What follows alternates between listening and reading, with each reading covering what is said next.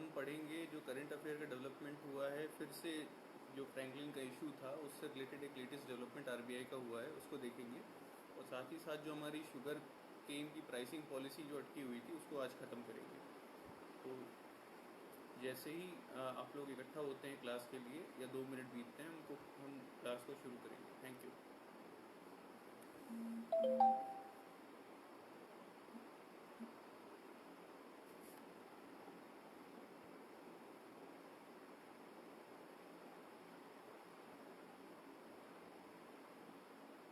Hopefully जो 2 दिन class नहीं हुई थी आपने सब रिवाइज किया होगा और न्यूज़पेपर पढ़ना नहीं छोड़ा होगा।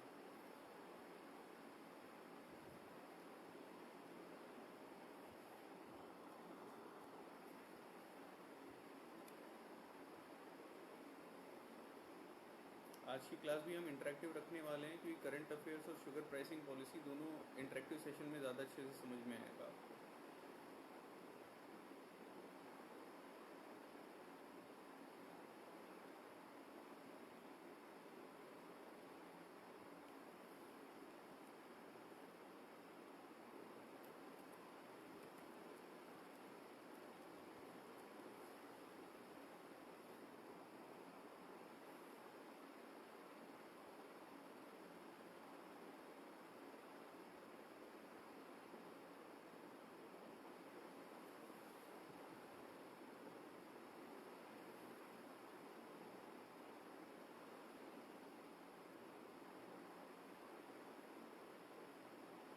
चलिए क्लास को हम शुरू करते हैं, क्योंकि लगभग 2 मिनट हो चुके हैं, तो हम क्लास को शुरू करेंगे। तो हम पहले ये देखेंगे कि आज न्यूज़पेपर में एक डेवलपमेंट हुआ है जो म्यूचुअल फंड से रिलेटेड, जो हमने डेट फंड की बात की थी, जो क्रेडिट रिस्क फंड की बात की थी, जो फ्रैंकलिन टेम्पल्टन के फंड थे, 6 फंड को उन्होंने बंद कर दिया अचानक से। टोटल 28,000 करोड़ का ये फंड था जो फ्रीज हो गया है। तो उससे रिलेटेड एक डेवलपमेंट हुआ है मार्केट में, जो आरबीआई ने जो स्टेप लिया है वो क्या है, पहले मैं आपसे पूछना चाहूँगा, फिर मैं उस स्टेप के बारे में आपको बताऊँगा।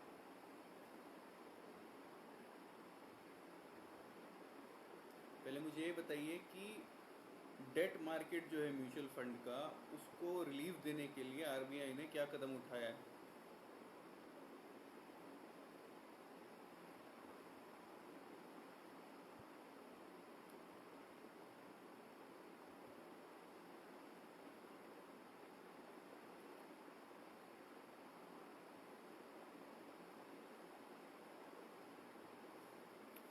तो किसी को आंसर पता है, किसी ने न्यूज़पेपर पढ़ा है या डेवलपमेंट सुनी है, क्योंकि हमको फॉलो करना है, क्योंकि ये इम्पोर्टेंट टर्म है।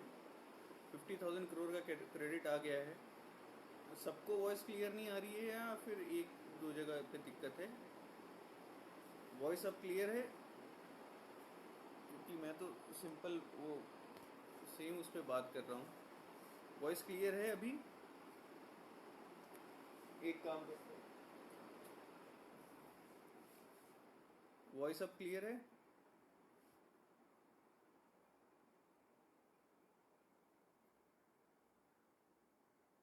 अब आ रही है आवाज़?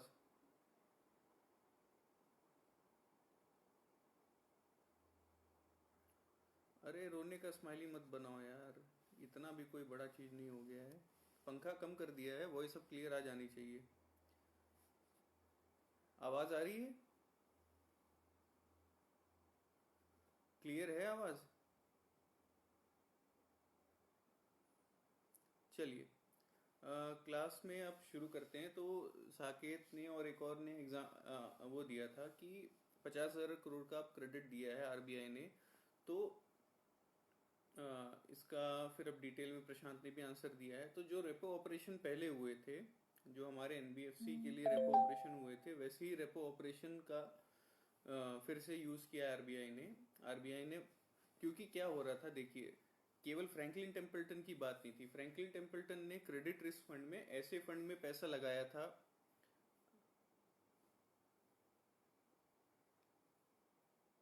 हेलो, आवाज अभी भी स्लो आ रही है?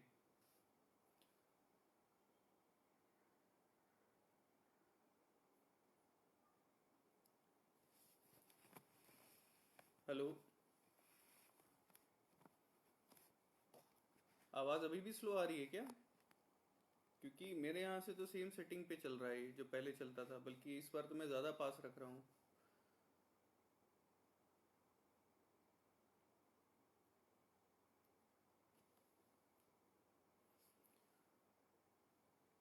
किसी को आ रही है, किसी को नहीं आ रही है, ये फिर यहाँ से दिक्कत नहीं है। चलिए, तो अब क्या हुआ था कि डेट फंड में लोगों ने पैसा लगाया था, फिर वो पैसा निकालना चाह रहे थे क्योंकि कोरोना वायरस के कारण जो इकोनॉमिक स्लो डाउन हुआ है उससे लोगों को लग रहा था कि क्योंकि कोई कंपनी काम नहीं कर रही है, प्रॉफिट नहीं कमा रही है, तो उनका जो इंटरेस्ट आना चाहिए डेट फंड से वो इंटरेस्ट नहीं आएगा, क्योंकि लोन चुकाने के लिए प्रॉफिट होना चाहिए, एक कंपनी ऑपरेटिव होना चाहिए। तो इसी डर की वजह से लोग अपना पैसा निकालना चाह रहे थे ऐसे म्यूचुअल फंड से। तो जब ऐसे म्यूचुअल फंड से ज़्यादा पैसा निकलने लग गया, इतना ज़्यादा पैसा निकलने लग गया कि जो म्यूचुअल फंड थे, ये मेरे ख्याल से एक ही को दिक्कत हो रही है, अब तो दिक्कत बाकी लोग को नहीं है। ठीक है, तो जब बहुत ज़्यादा पैसा निकालने लग गए तो म्यूचुअल फंड के पास ऐसे बॉन्ड्स ही नहीं बचे थे जो मार्केट में तुरंत बिक सकते हैं। जब खराब सिचुएशन होती है तो वही म्यूचुअल फंड बिकते हैं जो वही बॉन्ड बिकते हैं जो हाईली रेटेड होंगे, मतलब ट्रिपल ए रेटिंग वाली, डबल ए रेटिंग वाली। लेकिन क्रेडिट रिस्क फंड में हमने देखा था कि डबल ए या उससे कम रेटेड फंड्स भी खरीदा जाता है ताकि हाई रिटर्न मिले। तो इसी लिक्विडिटी को, क्योंकि मार्केट में लिक्विडिटी कम है, म्यूचुअल फंड में जो लोग पैसा वापस वापस लेना चाहते थे, रिडीम करना चाहते थे, उसके लिए जो म्यूचुअल फंड के मैनेजर थे, ठीक है, उन मैनेजर्स को लोग नहीं, खरीदार नहीं मिल रहे थे, फंड नहीं मिल रहा था म्यूचुअल फंड को बेचने का, यूनिट बेचने का या बॉन्ड बेचने का। तो उसका सॉल्यूशन आरबीआई ने इस तरीके से निकाला कि मार्केट में 50,000 करोड़ वो फ्लोट करेंगे। तो एक तरह से ये रेपो रेट पे बैंक्स को 50,000 करोड़ का पैसा देंगे, और फिर ये बैंक ऐड करेंगी इस लिक्विडिटी को डेट फंड के मार्केट में। मतलब कोई म्यूचुअल फंड का मैनेजर अपने यूनिट्स बेचना चाहता है, बॉन्ड बेचना चाहता है, तो बैंक इस पैसे को लगाएगी उस बॉन्ड को खरीदने में, ताकि जो म्यूचुअल फंड का मैनेजर है उसके बॉन्ड बिक जाए, उसको पैसा वापस आ जाए और वो लोगों को उनका पैसा वापस करे, ताकि ओवरऑल इन्वेस्टर्स का कॉन्फिडेंस बढ़ जाएगा। ओवरऑल इन्वेस्टर का कॉन्फिडेंस बढ़ जाएगा तो फिर ये हमको दिखने लगेगा कि मार्केट में अभी लिक्विडिटी की कोई प्रॉब्लम नहीं है, कॉन्फिडेंस की कोई प्रॉब्लम नहीं है, जब चाहे पैसा लगा सकते हैं, जब चाहे पैसा वापस ले सकते हैं। तो ये एक overall market sentiment, overall liquidity problem को सॉल्व करने के लिए ये स्टेप लिया गया है। ये अभी लेटेस्ट न्यूज़ में था, तो इसलिए हमने इसको डिस्कस किया है। अब किसी को डाउट है तो आप पूछ सकते हैं।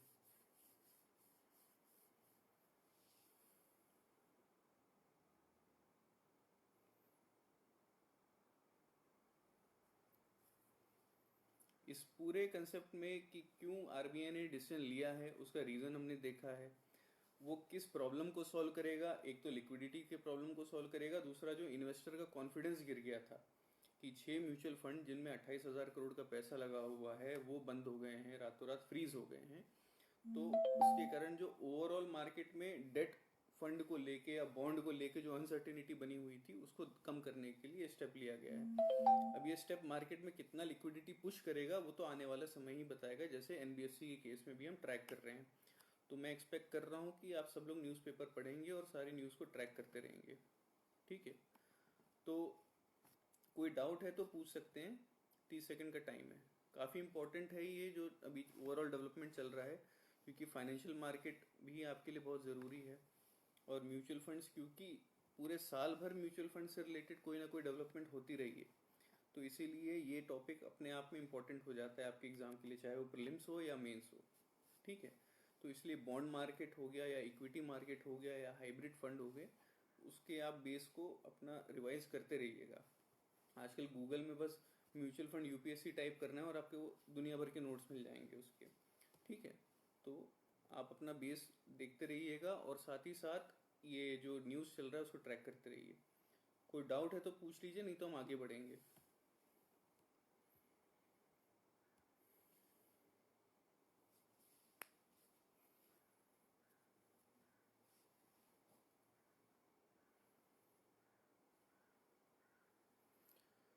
चलिए, अभी डाउट्स आए नहीं है तो हम आगे बढ़ते हैं। तो अब हम ये डिस्कस करेंगे जो शुगर की प्राइसिंग है। तो शुगर की प्राइसिंग के लिए देखिए, अगर आप अभी भी देखेंगे तो CACP जो है, commission of on agriculture cost and prices है, वो 23 क्रॉप्स के लिए MSP इशू करती है। तो वहाँ पे भी उन्होंने शुगर केन को रखा है। लेकिन रंगराजन कमेटी की रिपोर्ट ने शुगर के लिए एक फेयर एंड रिम्यूनरेटिव प्राइस की बात कही थी, जिसको 2009 से अडॉप्ट किया गया। तो ये चेंज क्यों किया गया और फेयर एंड रिम्यूनरेटिव प्राइस क्या होता है, ये पहले आप मुझे बताएंगे कि MSP में हमने क्या देखा था कि मार्केट में इन 23 उत्पादन के लिए सरकार किसान से कितने भी क्वांटिटी में वो क्रॉप खरीदेगी, तो सरकार खरीद रही है। FRP क्या करता है ये आप मुझे बताएंगे। FRP क्यों डिफरेंट है वो आप मुझे बताएंगे, और FRP क्या प्रॉब्लम सॉल्व करना चाह रहा है ये भी आप बताइए। ठीक है, फिर हम इसको डिटेल में मैं आपको बताऊंगा कि कितने पॉइंट्स हैं FRP में, क्यों इसको अडॉप्ट किया जा रहा है।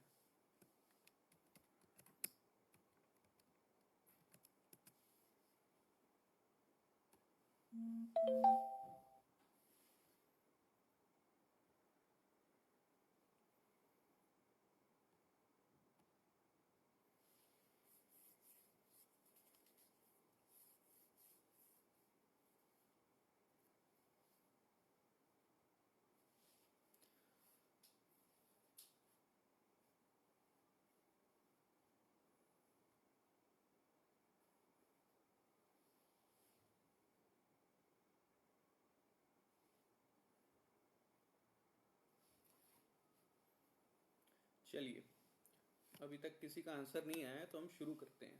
सबसे पहली बात, अभी शुगर से रिलेटेड जो लेटेस्ट डेवलपमेंट हो रही थी, जो पिछले साल हुई है, लेटेस्ट मतलब 1 साल तक का हमको डेवलपमेंट ट्रैक में रखना है, उसमें गवर्नमेंट ने बोला है कि हम एक इमरजेंसी शुगर रिजर्व बनाना चाहते हैं। क्योंकि हमने देखा है कि शुगर के प्राइसेस कितने ज़्यादा वेरी करते हैं, कई जगह पे काला बाजारी के कारण शुगर के प्राइस बहुत ज़्यादा बढ़ जाते हैं। तो ऐसे समय पर सरकार इस समस्या से निपटने के लिए एक इमरजेंसी शुगर रिजर्व बना रही है, जो है 4 मिलियन टन का। ठीक है, और ये पूरा का पूरा जो प्रोक्योरमेंट है वो आपका फेयर एंड रिम्यूनरेटिव प्राइस से होगा। शुगर का हो रहा है, शुगर केन का नहीं हो रहा है, पहली बात।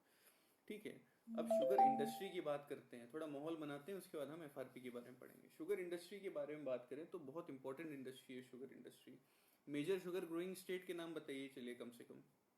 मेजर शुगर ग्रोइंग स्टेट हमारे कौन कौन से हैं?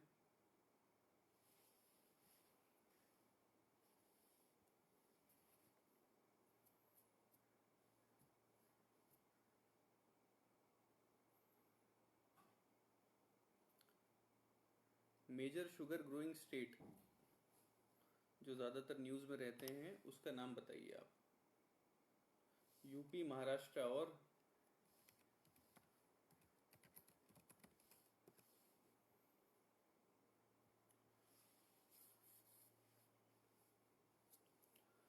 Maharashtra, UP, UP Maharashtra same हो गया। अरे और भी बताइए थोड़ा सा, बताइए शुगर केन ने किस क्रॉप को रिप्लेस करना शुरू किया है? कौन सा ऐसा क्रॉप है जिसको शुगर केन ने रिप्लेस करना शुरू किया है? देखिए, गुजरात हो गया आपका, महाराष्ट्र हो गया, यूपी हो गया, ठीक है, बिहार भी होता है, हरियाणा भी होता है, लेकिन मेजर जो लोगों ने आंसर दिया है वही है यूपी एंड महाराष्ट्र, थोड़ा बहुत गुजरात। ठीक है, तो अब हाईएस्ट जो प्रोड्यूसर है शुगर केन का वो यूपी है अभी, मेरे ख्याल से। अगर गलत होऊंगा तो आप लोग को कर दीजिएगा। साकेत का आंसर आ गया है कि शुगर ने कॉटन को रिप्लेस किया है एज अ क्रॉप। क्यों रिप्लेस किया कॉटन को? क्यों किसान कॉटन नहीं उगाना चाह रहा है? क्यों शुगर केन को एक्सेप्ट करना चाह रहा है? उसके 2 रीजन बताइए जो मेन रीजन होंगे, बाकी चीजें नहीं।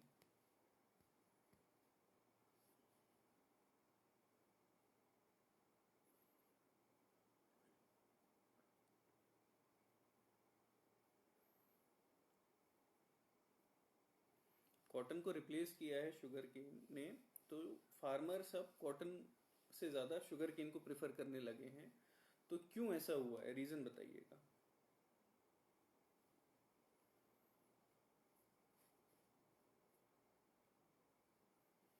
कॉटन का क्रॉप फ्रेजाइल होता है, मतलब कॉटन का स्टेज जो होता है डेवलपमेंट का, कॉटन की जब फसल तैयार होती है तो उस समय थोड़ा ड्राई क्लाइमेट चाहिए। अगर उस समय बारिश हो गई, कॉटन के जो फूल मान के चलिए अगर वो नीचे गिर जाएंगे तो कॉटन आपका पूरा फसल खराब हो गया और फसल कहीं बिकेगी नहीं।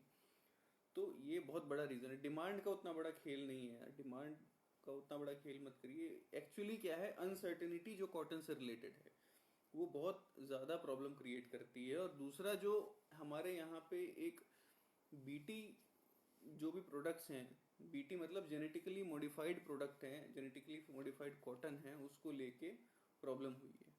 ठीक है, हिमांशु का भी आया है कि एमएसपी की लिस्ट में नहीं है, तो थर्ड फोर्थ फिफ्थ रीजन होते जाएंगे, आप इसको बोल सकते हैं कि ये इसका एमएसपी वाला नहीं है, मॉनसून कंडीशन है, इरिगेशन का इशू है, ये सारी चीज़ें आप बोल सकते हैं। ठीक है, तो इसके अलावा जो दो यानी मेन जो दो रीज़न है वो हमने देखा है। ठीक है, तो पहला तो है कि जो हमारा फ्रेजिलिटी है कॉटन की, जो फ्रेजाइल वर्ड यूज़ किया था बहुत सही यूज़ किया है। हमारे यहाँ पे प्रॉब्लम होती है क्योंकि अगर थोड़ा सा भी फसल खराब हो गया, अगर अनसीजनल रेनफॉल हो गया तो कॉटन का पूरा फसल आपका खराब हो जाएगा, उसका कोई वैल्यू नहीं रहेगा। तो शुगर केन इसलिए अडॉप्ट किया गया है, मेन रीज़न है। और शुगर केन को गवर्नमेंट का बहुत सपोर्ट है। एक तो एफआरपी आपका सेंटर रिलीज कर रहा है, उसके बाद स्टेट एडमिनिस्ट्रेटिव प्राइस भी जो एफआरपी से यूजुअली ज़्यादा होती है वो स्टेट इशू करती है। ठीक है, ये जो सारी प्राइसेस हैं वो शुगर इंडस्ट्री के प्रॉफिट या लॉस पे डिपेंड नहीं करेगी, ये तो गवर्नमेंट फिक्स करके रखती है। ठीक है, एक और नया सुविधा लेके आई है यूपी गवर्नमेंट, वो क्या है बताइएगा? मैक्सिमम आप लोग यूपी के हैं, आप बताइए। यूपी गवर्नमेंट ने एक नई स्कीम लाई है शुगर फार्मर के लिए, पेमेंट ऑफ जो केन एरियर बोलते हैं, जो शुगर केन की एवज में जो वो देते हैं, पैसा देते हैं शुगर केन की इंडस्ट्री, शुगर इंडस्ट्री, उसमें एक बदलाव लाया गया है। कि वो क्या बदलाव लाया है आप बताइए मुझे।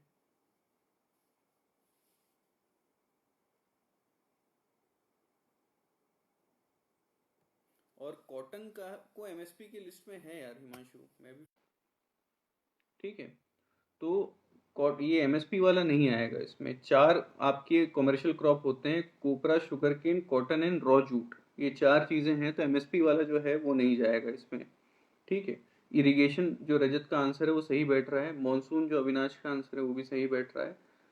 ठीक है, सब्सिडी वाला एंगल तो उतना जुड़ेगा नहीं इसमें, लेकिन बाकी जो है फ्रेजाइल प्रोडक्ट है वो जुड़ जाएगा इसमें। ठीक है, ये बहुत सही आंसर दिया है, मेरे ख्याल से यही है जो बहुत अपडेटेड है। Sugar in place of cash, sugar marketable product है। अगर शुगर इंडस्ट्री में कैश की कमी है, उनका मार्केट अभी बैठा हुआ है, तो यूपी गवर्नमेंट ने ये डिसीजन लिया है कि कैश के अगेंस्ट में आपको शुगर दे दिया जाएगा। शुगर फिर किसान उसको आगे बेच सकता है।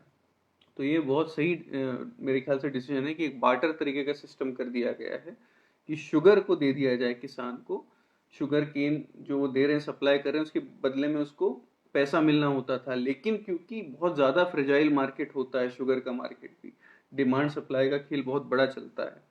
India is second largest producer, लेकिन कंज्यूमर लार्जेस्ट है। अभी एक और इंडस्ट्री, एक और प्रोडक्ट है जिसको डिमांड सप्लाई का बहुत बड़ा झटका लगा है, वो कौन सा है बताइए? कोरोना वायरस में एक और ऐसी दैनिक वस्तु की चीज है जिसको बहुत बड़ा झटका लगा है प्राइसिंग को लेके। वो कौन सी इंडस्ट्री है बताइए? और कौन से स्टेट ने बहुत यूनिक कदम उठाया है इस प्रॉब्लम को सॉल्व करने के लिए, वो भी बताइए। अभी न्यूज में था इसलिए हम डिस्कस कर रहे हैं, क्योंकि ये डायरेक्टली आपके फूड प्रोसेसिंग से जुड़ा रहेगा। शुगर का जो डिमांड सप्लाई का खेल होता है, जो ग्लोबल हमने देखा था कि एक तरफ से क्रूड की प्राइस कम हो रही है तो बायोएथेनॉल को सप्लाई करने वाले की भी प्राइस, बायोएथेनॉल की भी डिमांड कम हो रही है, तो उसकी वजह से शुगर की सप्लाई ज़्यादा हो रही है। तो यहाँ पे भी डिमांड सप्लाई मिसमैच के कारण एक ऐसा डेली यूज़ का प्रोडक्ट है जिसकी प्राइसिंग बहुत ज़्यादा कम हो गई है। और उस प्रॉब्लम को सॉल्व करने के लिए एक स्टेट ने यूनिक सॉल्यूशन निकाला है, वो क्या है आप लोग बताइए? इंपॉर्टेंट है इसलिए डिस्कस कर रहे हैं। और ये अपने आप एक एग्जाम्पल बन के बाहर आ जाता है। ये जो डिस्कशन होता है वो डायरेक्टली क्वेश्चन में नहीं आएगा, लेकिन अगर कोई क्वेश्चन लिंक करके आता है इससे, तो आप अपना एग्जाम्पल ये दे सकते हैं, तो आपका आंसर अपने आप यूनिक हो जाएगा उसमें। तो ऐसा कौन सा प्रोडक्ट है, पेरिशेबल प्रोडक्ट है, जिसका डिमांड कम है लेकिन सप्लाई बहुत ज़्यादा हो गया है, लेकिन सप्लाई कम होने का भी कारण लॉकडाउन, सॉरी डिमांड कम होने का भी कारण लॉकडाउन। देखिए ब्रेड तो नहीं मानेंगे, ब्रेड का इशू नहीं है क्योंकि ब्रेड जितना यूज़ होना था उतना हो रहा है। हाँ रेस्टोरेंट के कारण थोड़ी प्रॉब्लम हो रही है, लेकिन उतना पेरिशेबल में नहीं मानेंगे क्योंकि ब्रेड आप मैदे से बनाएंगे, मैदा उतना पेरिशेबल नहीं है। मिल्क जो है, मिल्क दूध जो है वो डेली उत्पादन की क्षमता, हम लार्जेस्ट प्रोड्यूसर के कैटेगरी में है। मिल्क जो हमारा है, दूध है, वो डेली बन रहा है। यूजुअली क्या होता था, मिल्क का बहुत बड़ा हिस्सा डाइवर्ट हो जाता था, डेली कंजम्पशन में तो होता ही था, उसके साथ साथ जो मिठाई वाले हैं वो ले जाते थे, पनीर जो है वो उसमें यूज हो जाता, मतलब खोआ था, पनीर था, और भी सारे कई सारे प्रोडक्ट बनते हैं, लैक्टोजन वगैरह बनता है, तो इसमें यूज हो जाता था, लेकिन अभी वो हो नहीं पा रहा है।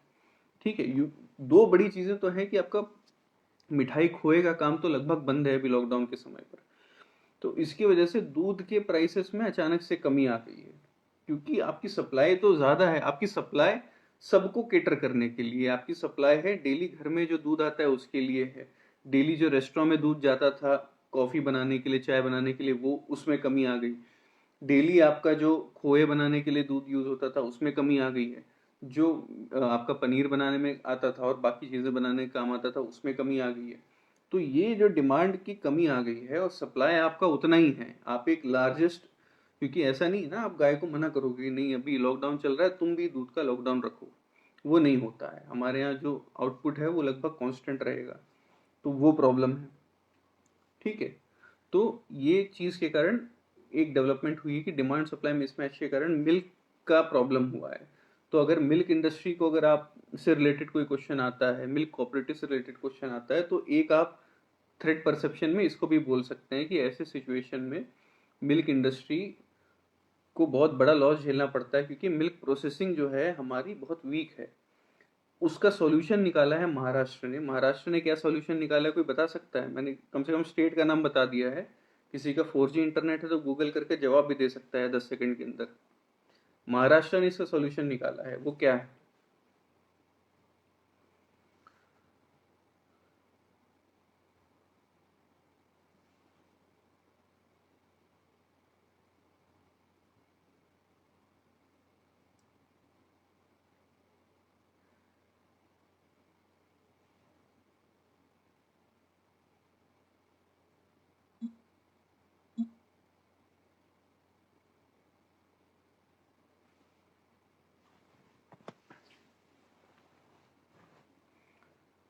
महाराष्ट्र ने दूध को प्रोसेस करके मिल्क पाउडर बनाने का काम शुरू किया है, ताकि दूध का जो सप्लाई है उस हिसाब से उसको यूज करके मिल्क पाउडर में कन्वर्ट कर दिया जाए, और बाद में जब जरूरत पड़ेगी तो मिल्क पाउडर के फॉर्म में उसको सप्लाई किया जा सकता है।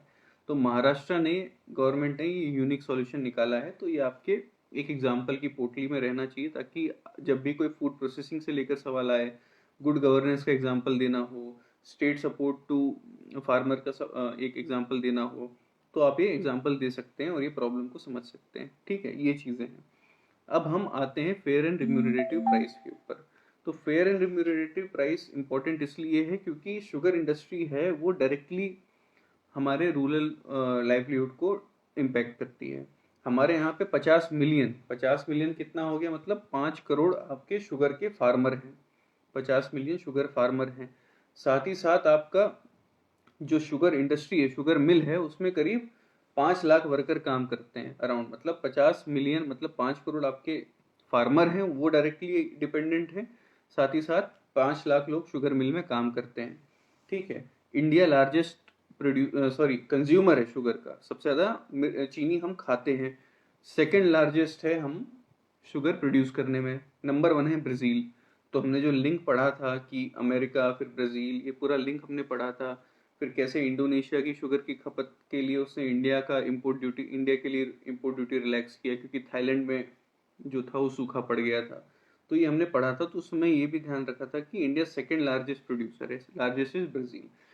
तो अब शुगर की जो प्राइस है वो कैसे डिटरमाइन होती है? शुगर केन की जो प्राइस है, नॉट नॉट शुगर, शुगर तो आपका मिनिमम सेलिंग प्राइस पे गवर्नमेंट खरीदती है, उससे मार्केट में तो जाएगा ही जाएगा, लेकिन अगर मार्केट में बहुत कम प्राइस मिल रहा है तो शुगर मिल को नुकसान ना हो, इसलिए एक मिनिमम सेलिंग प्राइस का काम जिसपे गवर्नमेंट प्रोक्योरमेंट करेगा, और वो अभी इम्पोर्टेंट इसलिए क्योंकि गवर्नमेंट ने एक अनाउंसमेंट किया है कि वो 4 मिलियन टन शुगर का प्रोक्योरमेंट करेगा अपना इमरजेंसी शुगर रिजर्व बनाने में। तो किस प्राइस पे करेगा? वो करेगा आपका मिनिमम सेलिंग प्राइस पे शुगर को प्रोक्योर करेगा, शुगर केन को नहीं। शुगर केन अब सरकार नहीं खरीदती है, शुगर केन खरीदने का काम शुगर मिल करेगी। शुगर मिल में शुगर केन कितने प्राइस में बिकेगा, उसके लिए दो गवर्नमेंट जिम्मेदार हैं, एक केंद्र की गवर्नमेंट, एक है स्टेट की गवर्नमेंट। केंद्र की गवर्नमेंट आपका फेयर एंड रिम्यूनरेटिव प्राइस जो है, जो आपका CACP डिटरमाइन करेगा, और cabinet committee on economic affairs उसको अनाउंस करता है। डिसाइड करता है कौन, कैलकुलेट करता है कौन, रिकमेंड करता है कौन? CACP। अनाउंस करने का काम है CCEA का, वो करेगा आपका फेयर एंड रिम्यूनरेटिव प्राइस। और जो आपका स्टेट है, स्टेट अनाउंस करता है state advised prices. State advise price जो रहेगा वो शुगर केन का प्राइस अनाउंस करेगा, जो स्टेट अपनी तरफ से पैसा देना चाहता है या अपनी तरफ से प्राइस डिसाइड करना चाहता है। यूजुअली स्टेट जो एडमिनिस्ट्रेट प्राइस है या स्टेट एडवाइज प्राइस है वो ज़्यादा होती है FRP से।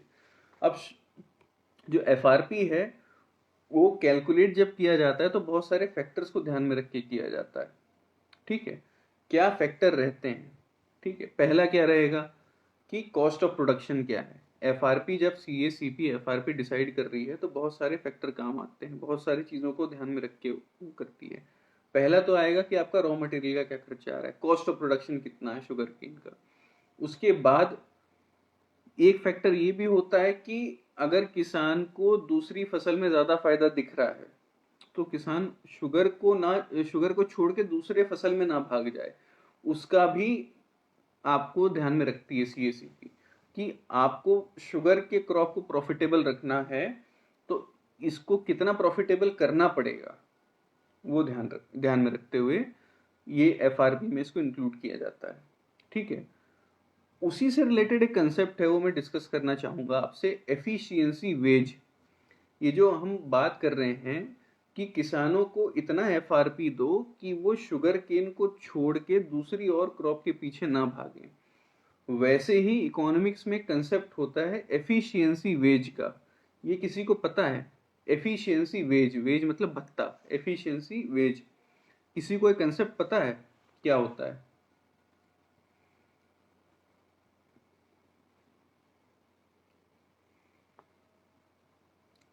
एफिशिएंसी वेज कोई बता सकता है? जल्दी जल्दी गूगल करो, अगर नहीं भी पता है तो गूगल सबको ज्ञानी बना देता है।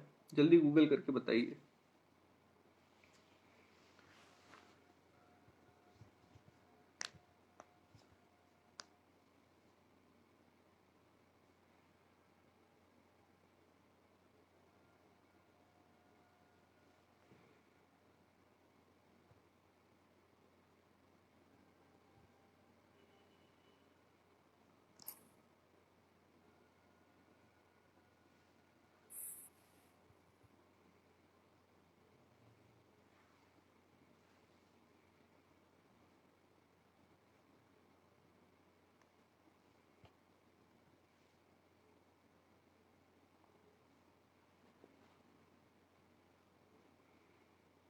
ठीक है, एफिशिएंसी वेज जो है, चलिए किसी का आंसर नहीं आ रहा है तो एफिशिएंसी वेज क्या होता है? यूजुअली आपका जो भत्ता होता है, मार्केट में कोई आपको सैलरी मिल रही है या भत्ता मिल रहा है, वो कैसे डिसाइड होगा? वो डिसाइड होता है डिमांड और सप्लाई का। मतलब कि अगर लेबर बहुत ज़्यादा अवेलेबल है तो आपका जो मार्केट में आपको जो भत्ता मिलता है कम मिलेगा, क्योंकि आप अगर ज़्यादा मांग रहे हैं तो कोई बात नहीं, वो उसके लिए कोई और मजदूर रेडी होगा सेम काम कम पैसे में करने के लिए। ठीक है, तो अब हम अगर प्राइवेट सेक्टर में देखेंगे तो गवर्नमेंट सेक्टर में आपकी जॉब सिक्योर होती है, आप एक फिक्स सैलरी पे काम करते हैं, आपका इंक्रीमेंट भी फिक्स होता है, आपका टाइम पीरियड भी फिक्स होता है। लेकिन प्राइवेट जो है वो ऐसे काम नहीं करता है। प्राइवेट का जो नौकरी है वो टेम्पररी होता है, हायर एंड फायर पॉलिसी होती है। ठीक है, तो एफिशिएंसी वेज का जो सिस्टम है वो इस तरीके से काम आता है। एफिशिएंसी वेज वो वेज है, एफिशिएंसी भत्ता वो भत्ता है जो अगर जिसपे अगर आप किसी को नौकरी से निकाल रहे हैं तो उसको दुख होगा और वो एक्स्ट्रा, इसीलिए वो बचने के लिए एक्स्ट्रा काम करने की कोशिश करेगा।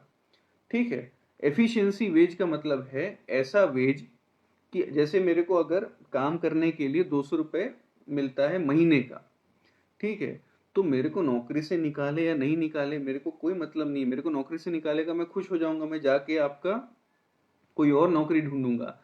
लेकिन अगर मेरा जो महीने का इनकम है वो है 5,000 रुपये या 10,000 रुपये, तो मुझे लगेगा कि नहीं, ये मुझे नौकरी, अगर मेरे को नौकरी से किसी ने निकाल दिया तो मुझे चुभेगा।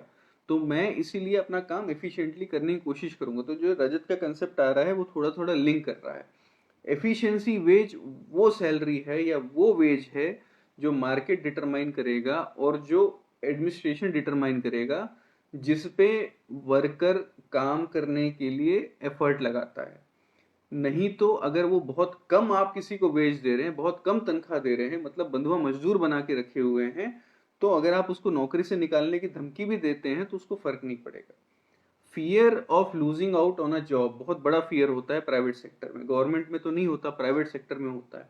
और मैक्सिमम जॉब जो है वो गवर्नमेंट नहीं प्राइवेट सेक्टर देती है। तो जो मैक्सिमम सबसे बड़ी धमकी प्राइवेट सेक्टर में क्या होती है कि मैं आपको नौकरी से निकाल दूंगा।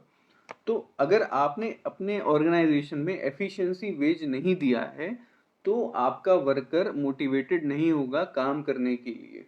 अगर आपने एफिशिएंसी वेज नहीं दिया है और आप उसको निकालना चाह रहे हो नौकरी से, तो उसको कोई फर्क नहीं पड़ेगा। आपको आप उसको जब धमकी दोगे कि मैं तेरे को नौकरी से निकाल दूंगा, तो उसके चेहरे पे मुस्कान आ जाएगी, हाँ भैया जल्दी निकाल दे, मैं किसी और जगह काम कर लूंगा। तो एफिशिएंसी वेज वो वेज है जिसपे नौकरी से निकालने पर प्रॉब्लम होती है मजदूर को।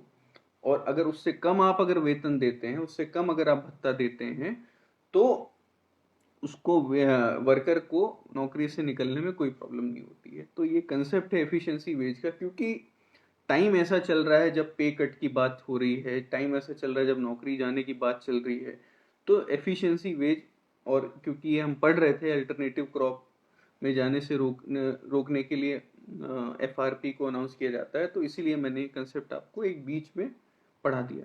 ठीक है, इसमें कोई डाउट होना नहीं चाहिए, अगर होगा तो पूछ लीजिएगा। बस ये याद रखिएगा कि ऐसा वेतन जिससे नौकरी से निकलने में दुख हो। ठीक है, तो पहला तो आपने देखा था कॉस्ट कितना होता है शुगर केन का प्रोडक्शन का, वो ध्यान में रखा जाता है।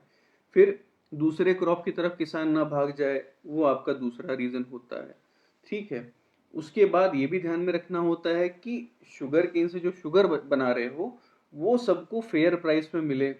ये भी ध्यान में रखना पड़ेगा कि आपने बहुत ज्यादा एफआरपी अनाउंस कर दिया अपने फार्मर को खुश करने के लिए, शुगर मिल ने चलो खरीद भी लिया उस शुगर केन को उस प्राइस पे, तो वो अब और मार्जिन बना के अपना शुगर को बेचेंगे, तो कंज्यूमर जो एक्चुअली शुगर कंज्यूम कर रहे हैं, गन्ने का रस पीने वाले कम होते हैं, ज्यादातर लोग चीनी यूज करते हैं ना तो उनको ज्यादा नुकसान ना हो, इसीलिए फेयर एंड रिम्यूनरेटिव प्राइस में इस बात का भी ध्यान रखा जाता है कि आप इतना ज्यादा वो भत्ता ना दो शुगर एफआरपी का कि शुगर ही आपके आउट ऑफ रीच हो जाए और उसके कारण इन्फ्लेशन आ जाए, क्योंकि फाइनल प्रोडक्ट जो है आपका वो शुगर है। ठीक है, तो उसके बाद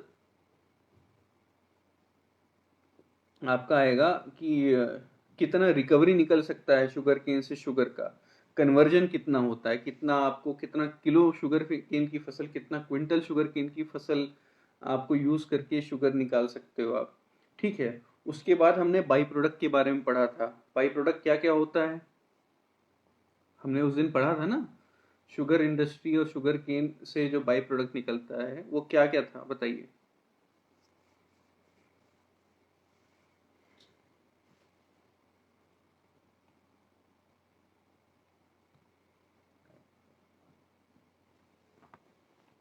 बताइए क्या क्या बाई प्रोडक्ट के बारे में बात हुई थी।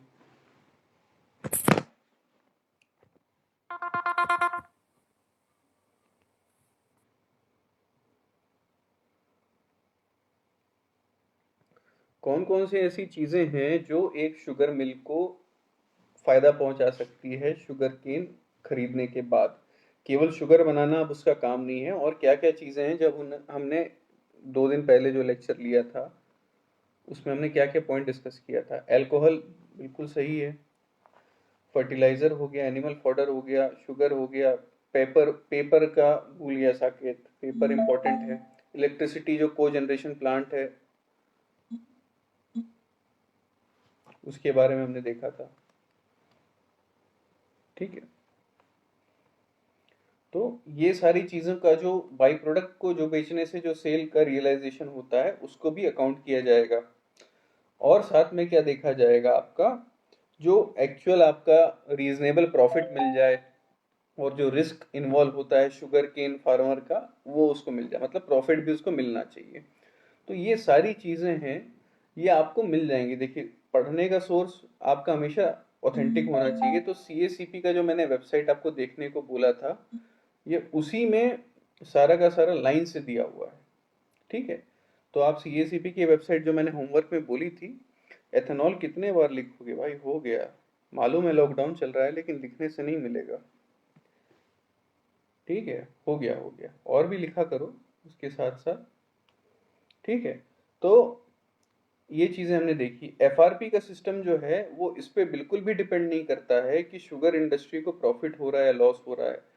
ठीक है, तो ये हमेशा अनाउंस किया जाएगा इररिस्पेक्टिव ऑफ कि शुगर इंडस्ट्री आगे जाके ज़्यादा प्रॉफिट कमा रही है, लॉस में जा रही है। वो हमेशा एक फिक्स जो प्राइस है, इन सारे पैरामीटर्स को ध्यान में रखते हुए किया जाएगा, और इन पैरामीटर्स को ध्यान में रखते किया जाएगा तो फार्मर्स को एक सही प्राइस मिलेगी। ठीक है, तो ये है concept fair and remunerative price का। ठीक है, तो अब आप बताइए, इसमें कोई भी डाउट है आपकी जनरल पॉलिसी में?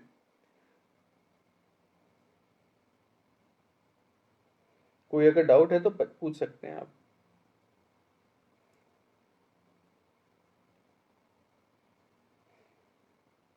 आपकी मिनिमम सेलिंग प्राइस कब आई है? शुगर को गवर्नमेंट प्रोक्योर करना चाह रही है, तो ये पहले नहीं था, अब 2018 में आया है।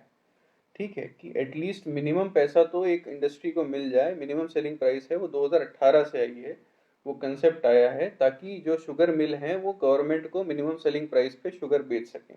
अब क्योंकि गवर्नमेंट भी अपना एक शुगर रिजर्व बनाना चाह रही है, इमरजेंसी शुगर रिजर्व बनाना चाह रही है 4 मिलियन टन का, तो उसमें भी उसको काम आएगा। तो ये कंसेप्ट है। अब हम बात करेंगे ethanol blending of petrol programme की। Ethanol blending of petrol programme किसको बोला जाता है, आप बता सकता है कोई? जिसने जिसने होमवर्क किया होगा शुगर की।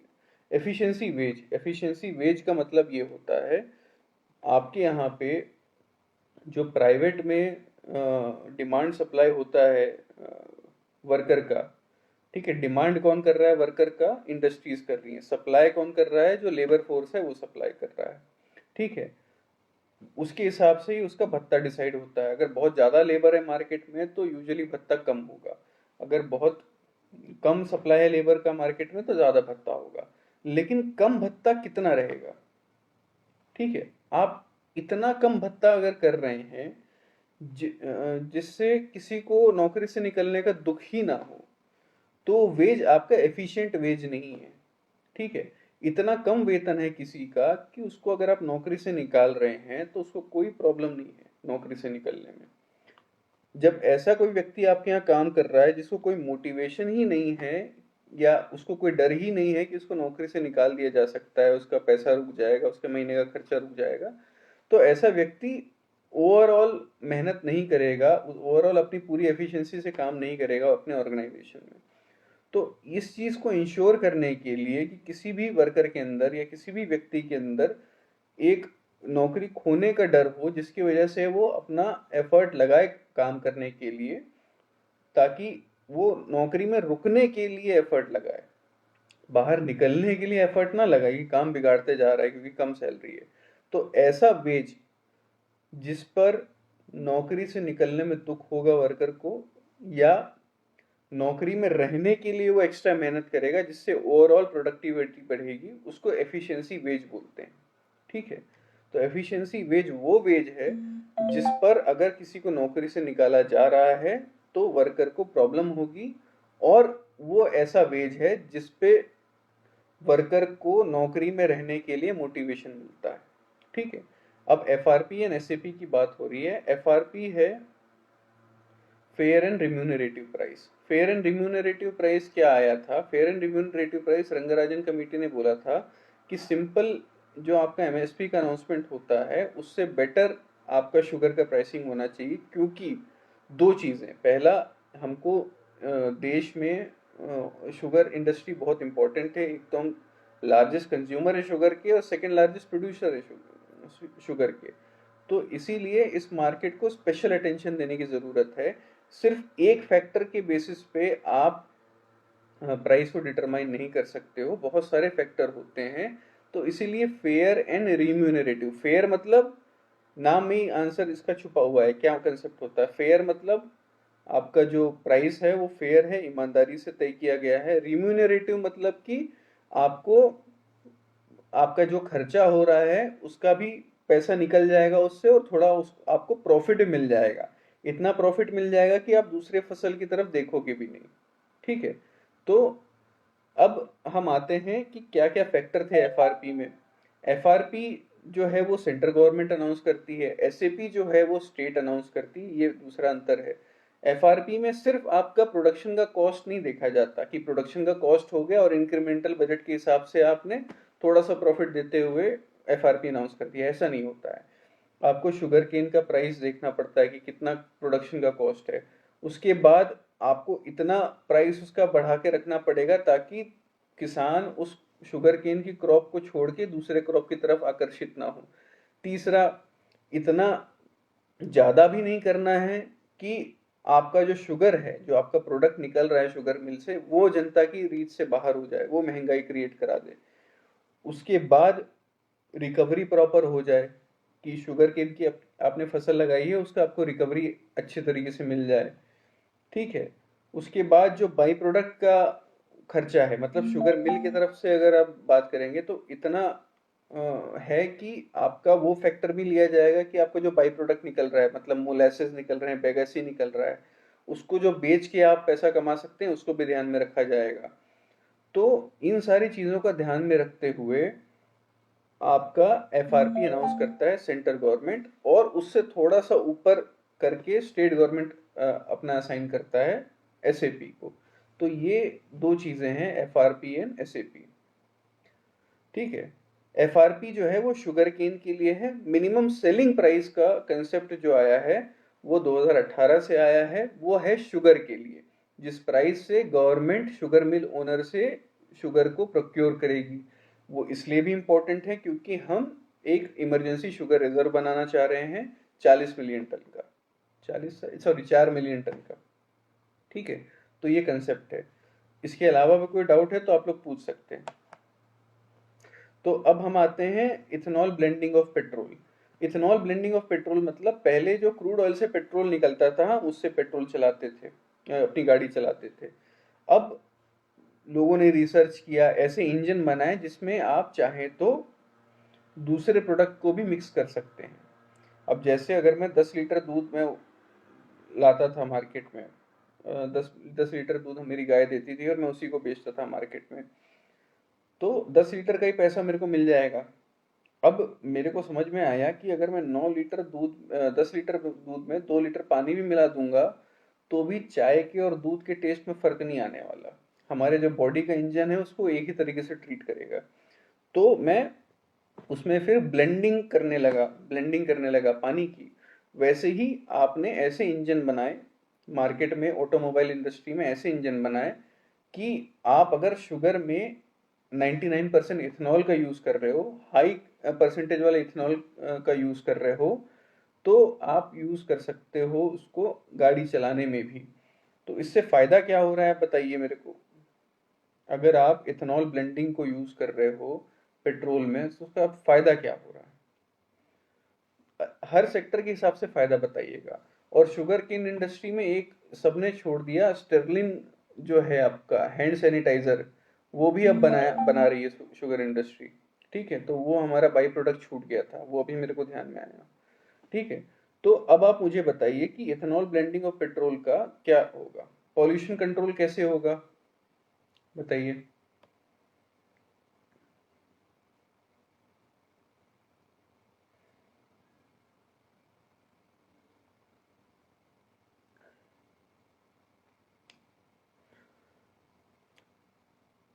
आपका इंपोर्ट कॉस्ट कम होगा।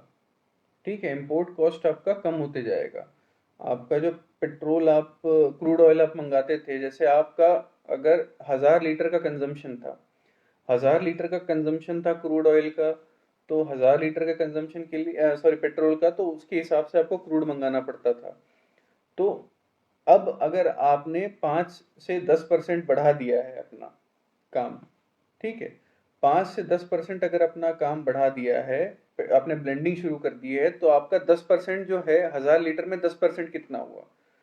100 लीटर। तो 100 लीटर आप मिला रहे हैं एथेनॉल, और अब आपको सिर्फ 900 लीटर के लिए क्रूड ऑयल को इंपोर्ट करना है, तो आपका इंपोर्ट का बिल बचेगा, कॉस्ट इफेक्टिव होगा, शुगर इंडस्ट्री को सपोर्ट मिलेगा, ठीक है। ये है पॉल्यूशन का इम्पैक्ट है कि उतना कम क्रूड जलेगा, ठीक है, क्योंकि जब आप एथेनॉल को बर्न करते हैं तो उतना पॉल्यूशन नहीं होता, तो इसीलिए आपका पॉल्यूशन लेवल भी कम होगा, ठीक है, और धीरे धीरे आपकी जो क्रूड ऑयल पे डिपेंडेंसी है वो कम होती जाएगी।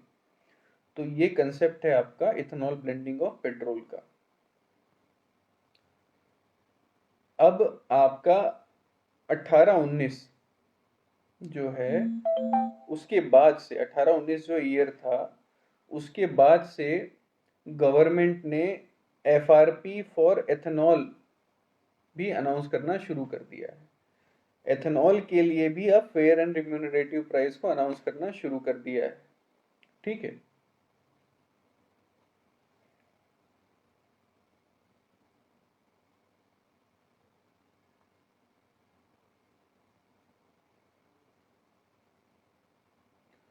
तो हमने एक तरह से पूरी शुगर की प्राइसिंग पढ़ ली है, हमने एक तरह से एथेनॉल ब्लेंडिंग के बारे में पढ़ लिया है।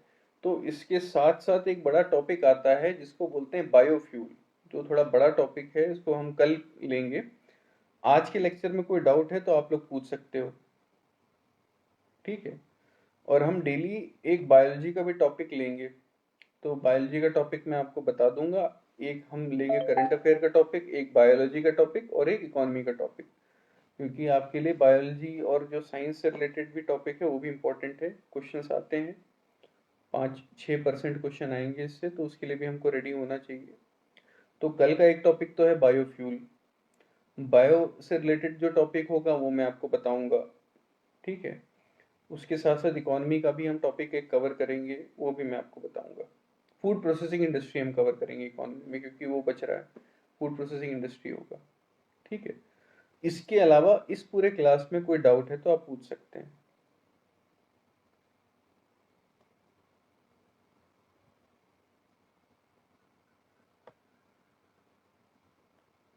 अगर इस पूरे उसमें डाउट है, एफआरपी भी वो ही करेगी, सीसीए ही करेगी।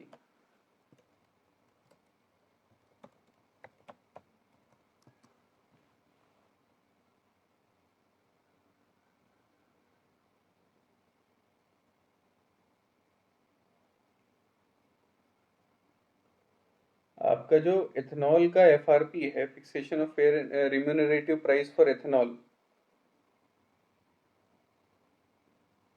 आपको जो मिल से बेचा जाएगा इथेनॉल को, एक्स मिल प्राइस होता है इथेनॉल का, रिम्यूनरेटिव प्राइस फॉर इथेनॉल, ये भी वही डिसाइड करेगी, सीसीए से ही अनाउंस होगा।